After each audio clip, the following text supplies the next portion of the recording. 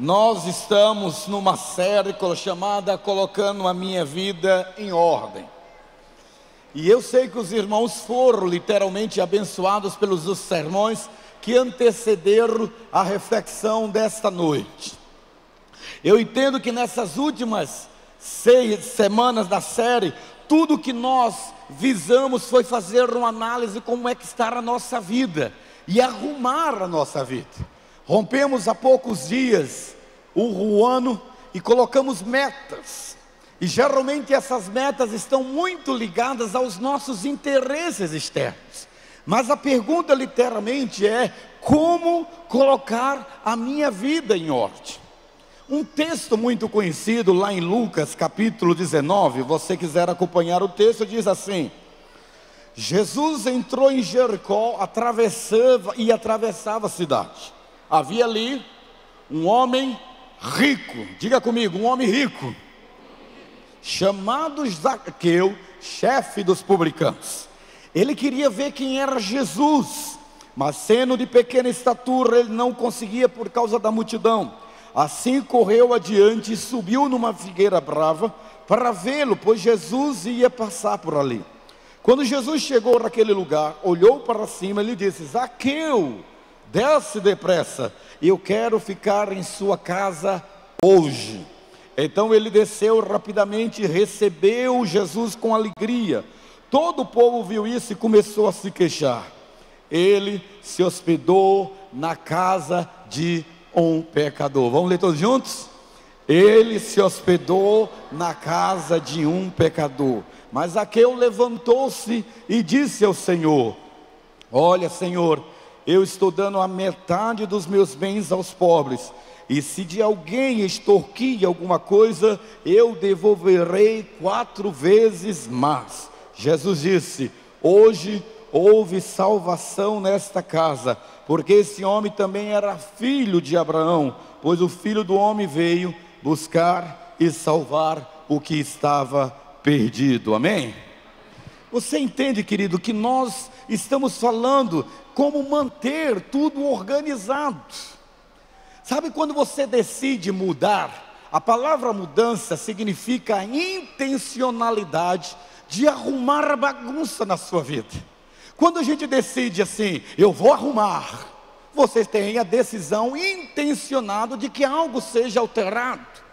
Mas a questão aqui não é apenas arrumar, a questão aqui é manter a mudança, ou seja, é a habitualidade. O que nós vivemos nos dias atuais é uma bagunça chamada estresse, preocupação, precipitação, sentimento confuso, falta de limites. Hoje pela manhã eu encontrei um casal e eles viajaram o Nordeste inteiro de carro. E eu disse: como que vocês conseguiram isso? E ele disse assim: nós planejamos. E como nós planejamos, tivemos condições de viajar 9 estados do Nordeste. Sabe o que significa isso, querido? Que não basta você ter a intenção de mudar, você precisa literalmente entender que precisa criar um hábito. Melhor do que uma mudança é um hábito. Essa é a diferença. Aqui está aquilo que vai mostrar com que a sua vida engrenou. Eu me deparo com um homem como Zaqueu. Zaqueu é um homem rico. Zaqueu é um homem que trabalha na Receita Federal. Ele é aquele que coleta, que tributa. Mas Zaqueu tem uma vida bagunçada, uma vida desarrumada. Jesus olha para Zaqueu, e quando olha para Zaqueu, Jesus percebe um homem que tem posse, um homem que tem posição, mas um homem que não tem um equilíbrio. O seu equilíbrio interior afetava o seu mundo exterior. Porque o mundo exterior é um reflexo do nosso mundo interior. Melhor do que mudar é transformar uma mudança em hábito. E nós mudamos, mas mudamos por quanto tempo? Por quanto tempo a gente segue a intencionalidade de mudar?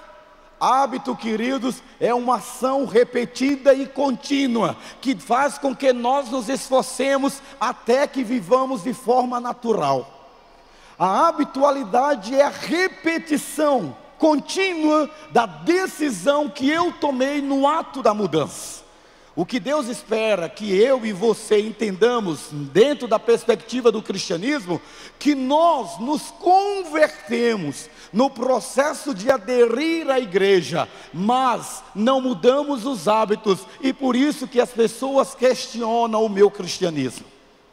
Porque fazer uma conversão sem fazer repetida verificação de que os hábitos que eu tinha antes, contrário à fé cristã, elas foram deixadas e os novos hábitos foram incorporados no meu estilo de vida. As pessoas não estão interessadas de maneira nenhuma se eu deixei de ser católico, se eu deixei de ser espírita, se eu deixei de ser ateu e se eu frequento a Cibapa. Elas estão interessadas em saber se eu fui capaz de, pela fé e através da fé, organizar a minha vida. Como está a sua vida? Como que é a sua vida depois que você disse que aceitou Cristo? A intencionalidade de Jesus era entrar na casa de Zaqueu. Não era simplesmente ter um encontro com Zaqueu, mas impactar através do reflexo da mensagem do reino de Deus, fazer com que Zaqueu colocasse em organização toda a sua vida. Mudança é difícil, querido. Emagrecer, eu quero emagrecer, mas eu não emagreço porque eu sempre bem decidi fazer uma mudança. Eu já sofri o efeito estufa. Você já sofreu isso? Quantos estão aqui já sofreram o efeito de dietas milagrosas? Eliminou 5 e ganhou 15. Porque não existe medicamento miraculoso. A mudança, ela acontece aqui no ato da decisão, mas ela precisa ter a incorporação de hábitos que vai consolidar essa mudança no seu coração. Perdoar não é um ato, é um processo. Eu tenho que decidir não sentir mágoa de ninguém mais. Entregar-se para Jesus é prosseguir em conhecê-lo. Quando nós entendemos isso, perguntamos literalmente: pastor, qual é a diferença? A diferença é que a mudança é importante, mas permanecer na mudança é o que irá torná-lo uma nova criatura em Cristo Jesus. Por isso 2 Coríntios 5,17 diz, vamos ler juntos? Se alguém...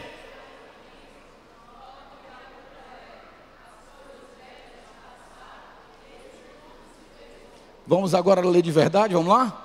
Se alguém nova criatura é...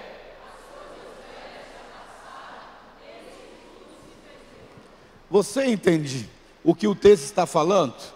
Se alguém estar, não é alguém que decidiu no passado, é alguém que está no presente, é nova criatura. As coisas velhas do passado, elas foram deixadas quando eu decidi mudar. Agora eu sou nova criatura, num ato de processo contínuo, onde hábitos são incorporados. Às vezes eu estou conversando com algumas pessoas que já têm anos de fé cristã, e aí elas fazem cada gesto, que eu digo assim, nossa, ela não entendeu nada da fé cristã ainda. Porque nós temos hábitos que são incorporados na nossa vida e temos dificuldade de lançar fora. Olhe para mim, seja forte. Cristianismo não é religião. Cristianismo é estilo de vida. Amém? Vamos dizer juntos? Cristianismo não é religião. Cristianismo... Eu estou há 10 anos tentando ensinar isso para a minha igreja. As pessoas não querem saber se você é evangélico. Ela quer saber se você tem um estilo de vida baseado nos hábitos do cristianismo que foram incorporados quando você abraçou a fé. Quando nós entendemos isso, nós não podemos viver de mudanças que não se sustentam. Não podemos mais continuar vivendo apenas no campo da teoria, mas trazer a prática da fé cristã. João, escrevendo no capítulo 15, versículo 16, ele diz: vocês não me escolheram a mim, mas eu escolhi vocês para irem dar fruto. E fruto o quê?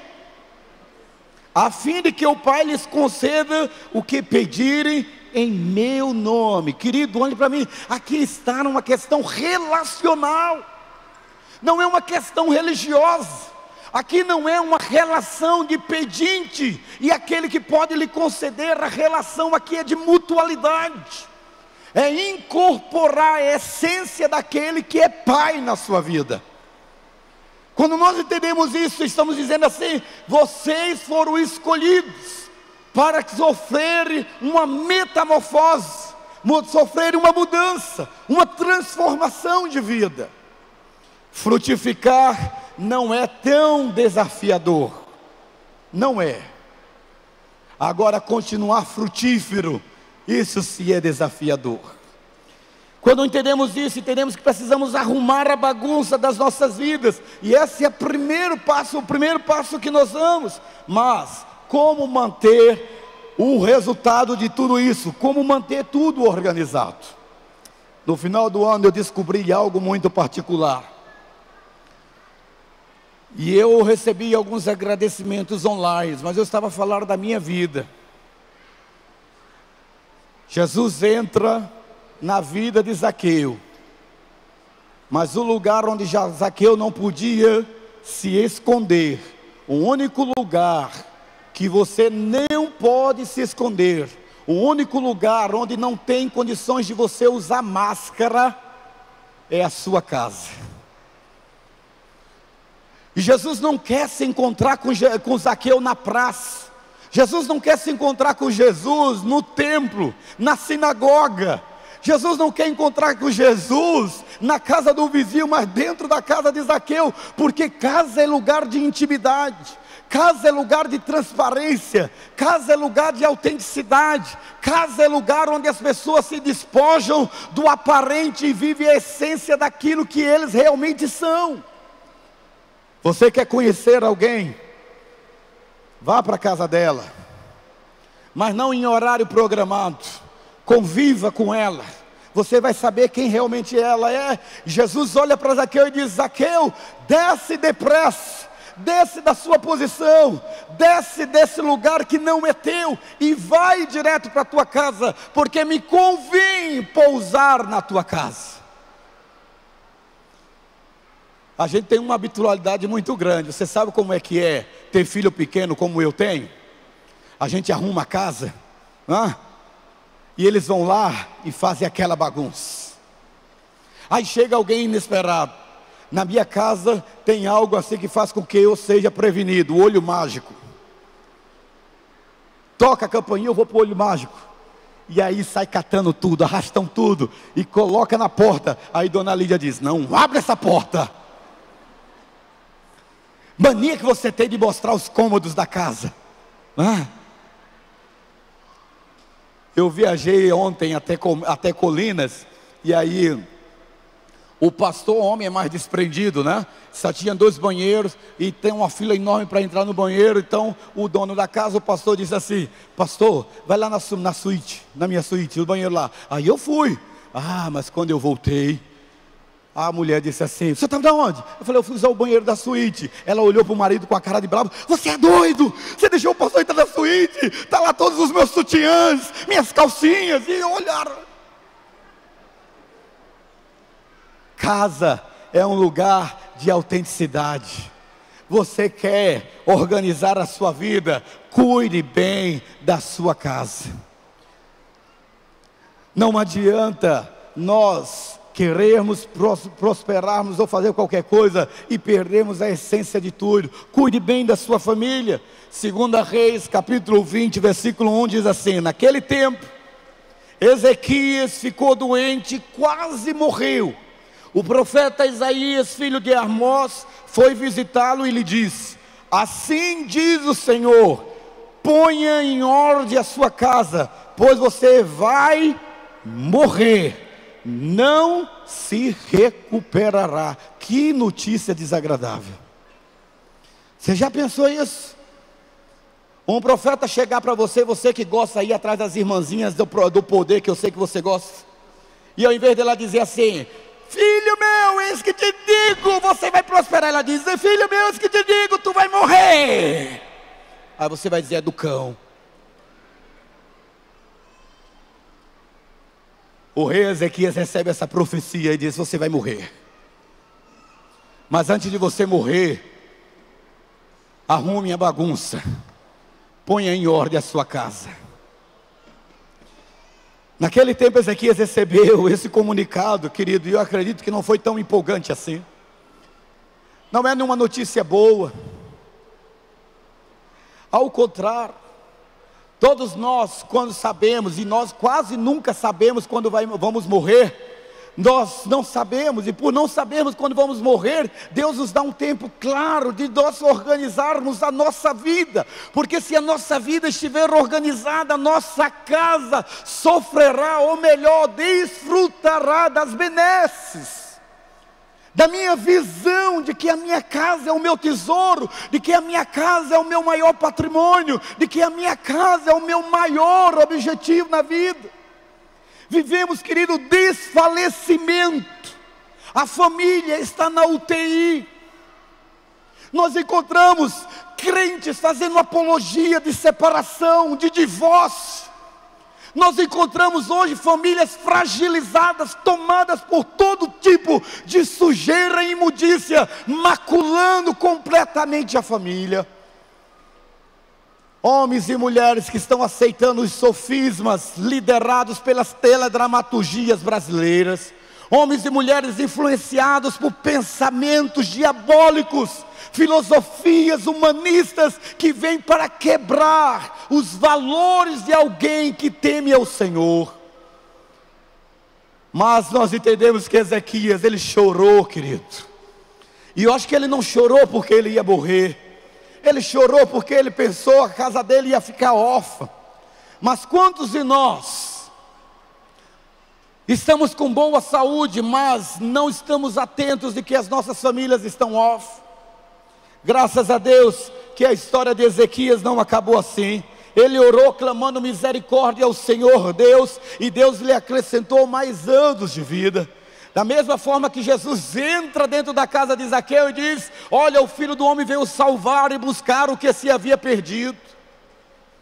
Deus não está nem interessado, querido, na sua permanência nesta casa, todo domingo às 17h30. Isso aqui não repercute em nada na sua vida, se não houver uma decisão clara e consciente de você organizar, arrumar e permanecer organizado dentro da sua família. Está morando junto, case, tome vergonha na sua casa, cumpra o papel da lei, porque Jesus veio cumprir a lei. Esse negócio de morar junto é para gente safada. Que é isso?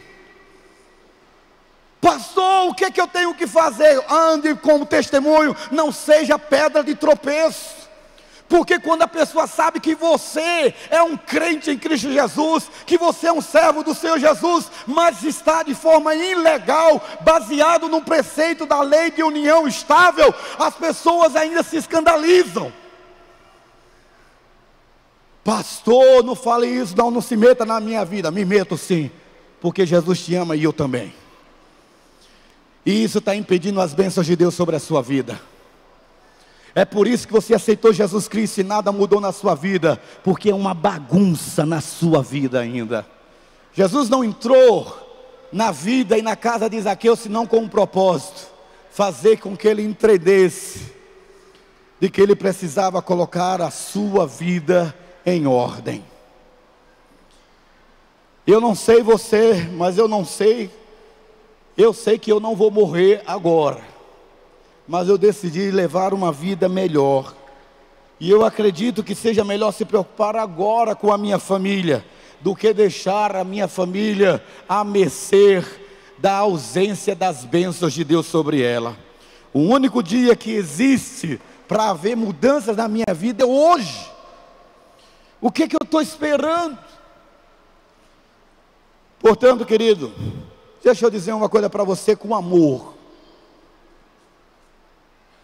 Passe tempo de excelência e de qualidade com seus filhos. Ame seu cônjuge profundamente, seja fiel a ele, seja fiel a ela. Curta seus pais. Se eu pudesse, querido, voltar no tempo, como eu me arrependo de ter passado tão pouco tempo com a minha mãe, e agora que ela já partiu, eu sinto saudades. e sinto a dor de não ter vivido os melhores dias da minha vida ao lado dela. Seja intenso, querido, nos seus relacionamentos. Pastor, como manter a minha vida em ordem? Faça como Zaqueu e faça como Ezequias. Ponha a sua vida em ordem, que a sua casa será depósito de bênçãos vindas diretamente do trono da graça de Deus. É isso que nós precisamos fazer, é não impedir a nossa casa das bênçãos de Deus. Era engraçado, quando a gente pensa sobre isso, a gente pensa, tudo baseia-se na família, tudo. A primeira ordem que Deus deu a Abraão foi isso: Abraão, sê tu uma bênção. Olha só, seja tu uma bênção. Aí a segunda consequência: e benditas serão todas as famílias da terra, por causa da tua decisão de ser bênção, Abraão. É uma consequência natural. Mantenha a sua casa em ordem. Como manter tudo organizado? Cuide bem da sua relação com Deus. Cuide bem do seu chamado de ser servo e discípulo do Senhor. Gênesis capítulo 7, versículo 5 diz: e Noé fez tudo como o Senhor lhe tinha concedido. A gestora de ministério dessa igreja, a pastora Silvia, junto com a gestão pastoral, nós decidimos usar o tema servir a Deus e servir as pessoas.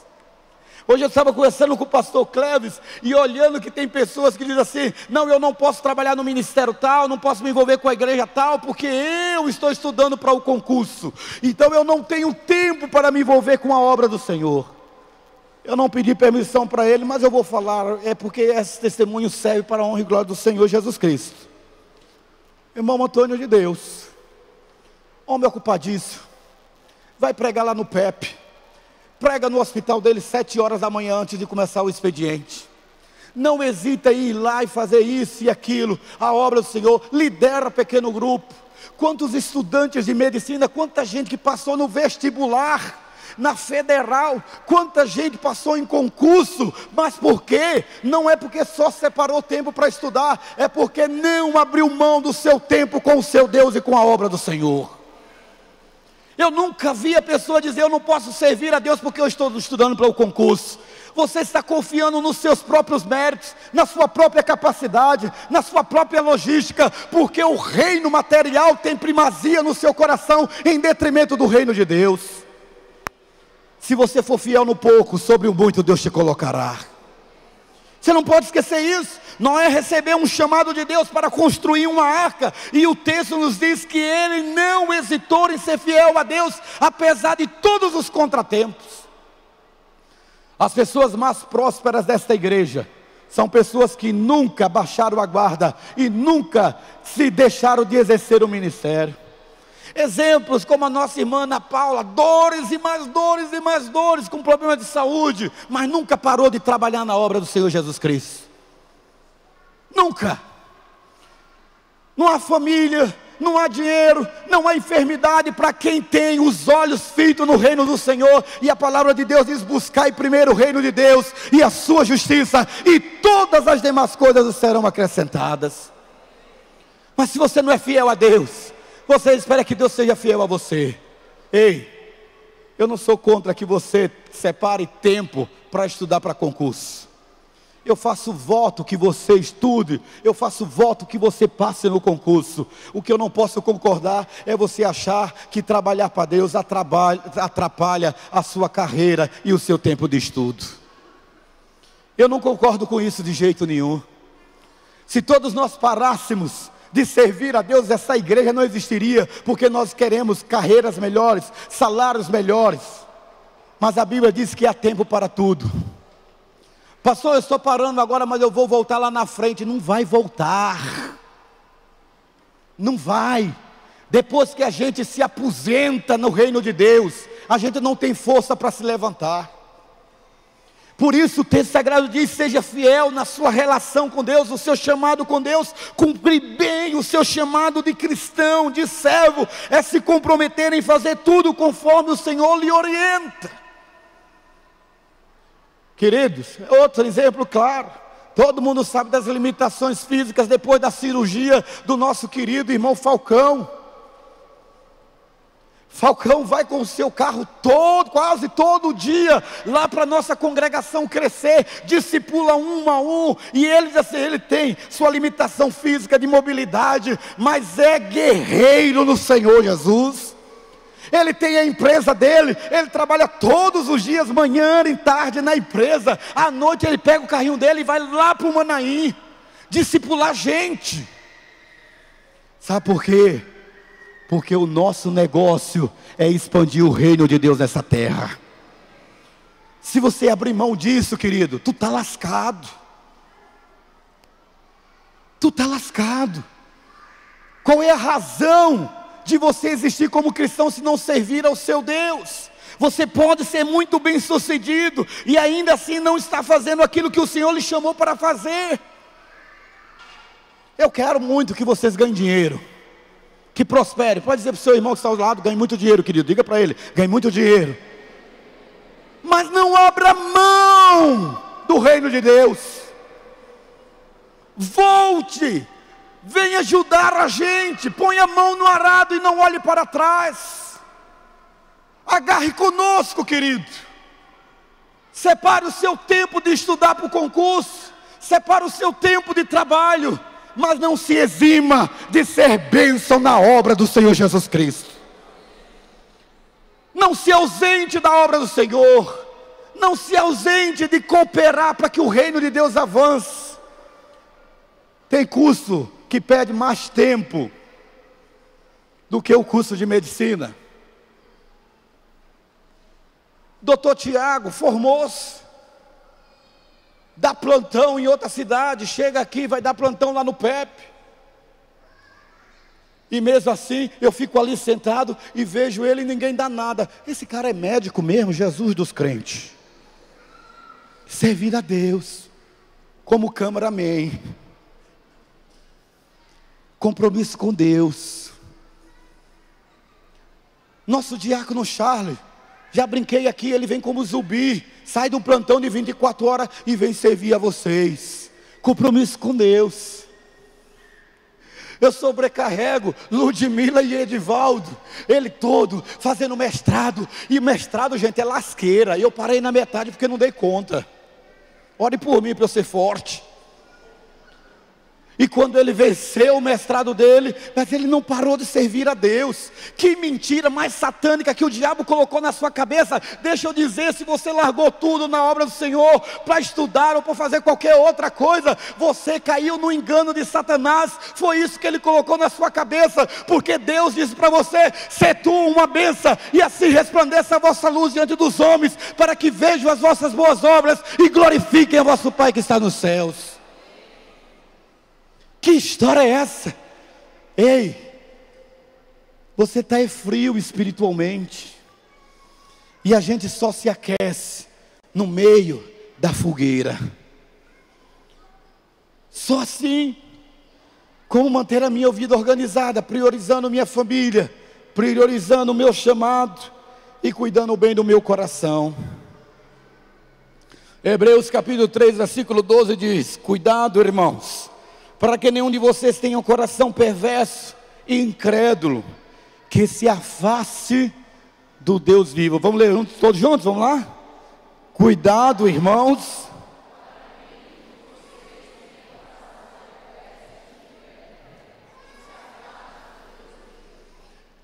Meus amados, nosso coração é uma fonte de vida. Não é à toa que a Bíblia diz que enganoso é o coração mais do que todas as coisas. E nós precisamos cuidar do nosso coração muito bem. Deixa eu dizer uma coisa para você.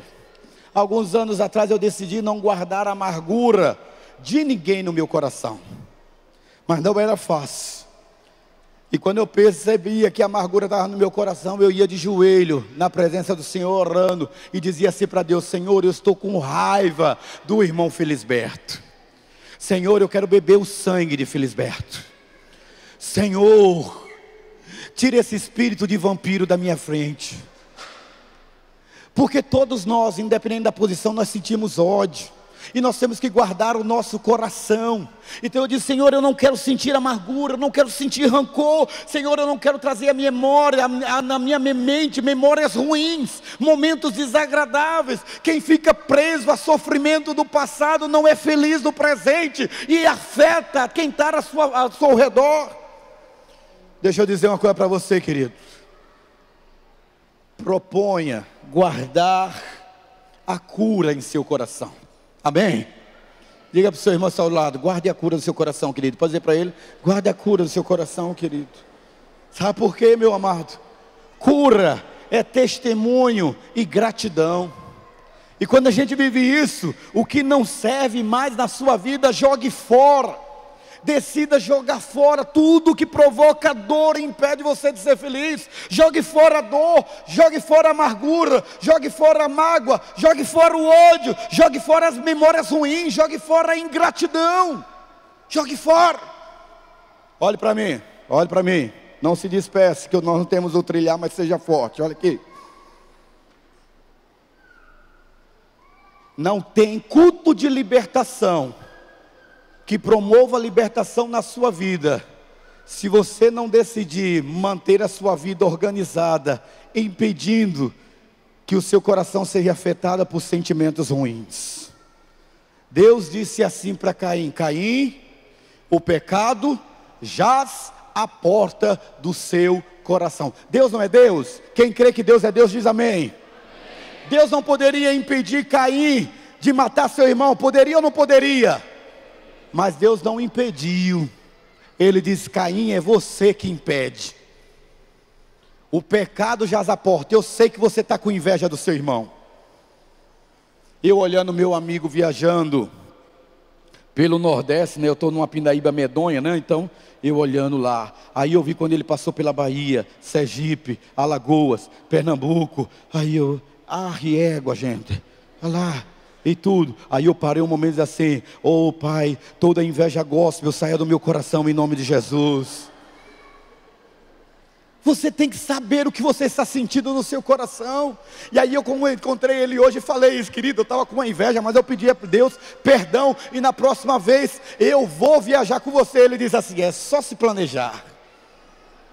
É só se planejar, pastor. É assim que funciona.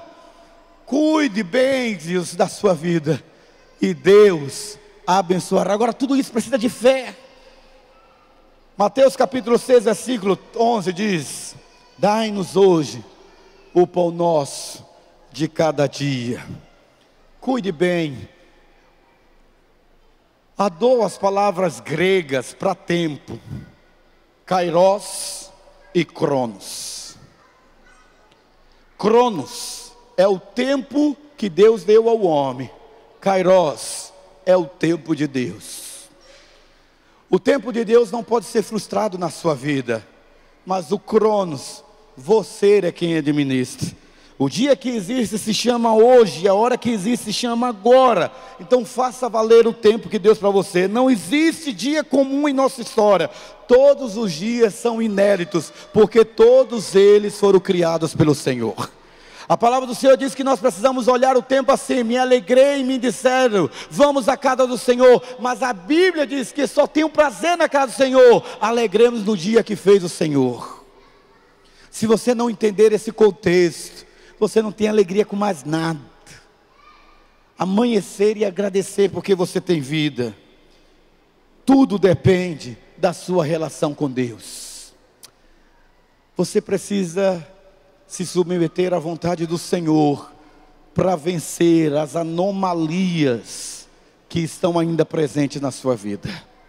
Você precisa do Senhor, de fé e depender dEle, para vencer a sua cabeça dura, o seu coração duro. Sem Deus, você ainda vai continuar resistente e vai achar que os pastores estão provocando você, que da sua vida você que dá conta. Mas você não ouve mulher, você não ouve marido, você não ouve filho, você não ouve ninguém. Você precisa pedir para Deus auxílio e Ele virá em seu socorro. Filho meu, dai-me o seu coração, é o que diz a palavra.